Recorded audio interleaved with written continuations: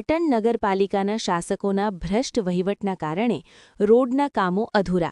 શહેર કોંગ્રેસ પ્રમુખનો ગંભીર આક્ષેપ. પાટણ શહેર ભાજપ શાસિત નગરપાલિકામાં ચાલતા કથિત ભ્રષ્ટાચાર અને લોલમલોલ વહીવટ સામે પાટણ શહેર કોંગ્રેસ પ્રમુખે આકરા પ્રહાર કર્યા છે. શહેરમાં ચાલી રહેલા રોડ રીસર્ફેસિંગ અને નવીન રોડ બનાવવાના કામોમાં મોટા પાયે ગેરરીતિ થઈ રહી હોવાનો અને કામો અધૂરા છોડી દેવામાં આવતા હોવાનો ગંભીર આક્ષેપ કરવામાં આવ્યો છે.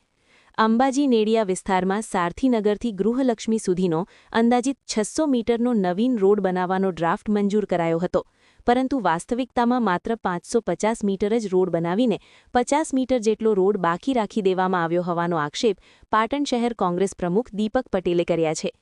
રોડનું કામ અધૂરું રહેવાના કારણે ત્યાંથી પસાર થતા રાહદારીઓ અને વાહન ચાલકો ભારે હાલાકીનો સામનો કરી રહ્યા છે. શહેર કોંગ્રેસ પ્રમુખના જણાવ્યા મુજબ માત્ર એક વિસ્તાર નહીં પણ પાટણના અનેક વિસ્તારોમાં રીસર્ફેસિંગ કે નવા રોડના કામો નકશા મુજબ પૂરા કરવાને બદલે અધૂરા છોડી દેવામાં આવ્યા છે.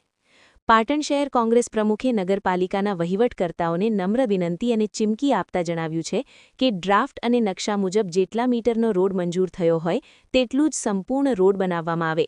પાટણમાં જ્યાં પણ અધૂરા કામો છે તે તાત્કાલિક પૂર્ણ કરવામાં આવે તેવી અમારી સ્પષ્ટ માંગણી છે.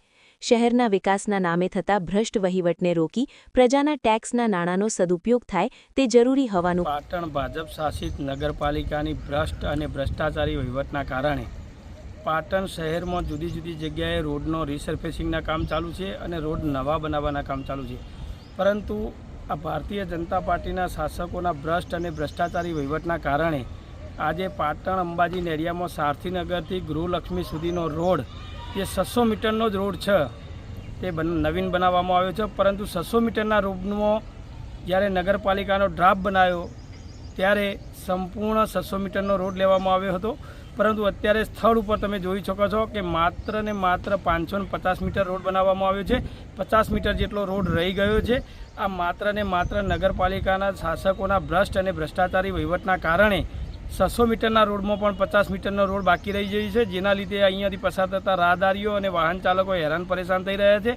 તો આ ભ્રષ્ટ અને ભ્રષ્ટાચારી વહીવટકર્તાઓને મારી એક નમ્ર વિનંતી છે કે તમે ડ્રાફ્ટ ઉપર જે નકશો બનાવ્યો હોય એટલો જ રોડ બનાવો, સંપૂર્ણ રોડ બનાવો. પાટણની દરેક જગ્યાએ રીસર્ફેસિંગ રોડ હોય કે નવીન રોડ હોય, જ્યાં જ્યાં રોડ બનાવ્યા છે ત્યાં અધૂરા રોડ બનાવ્યા છે, તો આ તમામ રોડનો સંપૂર્ણ પૂરા કરવામાં આવે તેવી પાટણ શહેર કોંગ્રેસ પ્રમુખ તરીકે અમારી માગણી છે.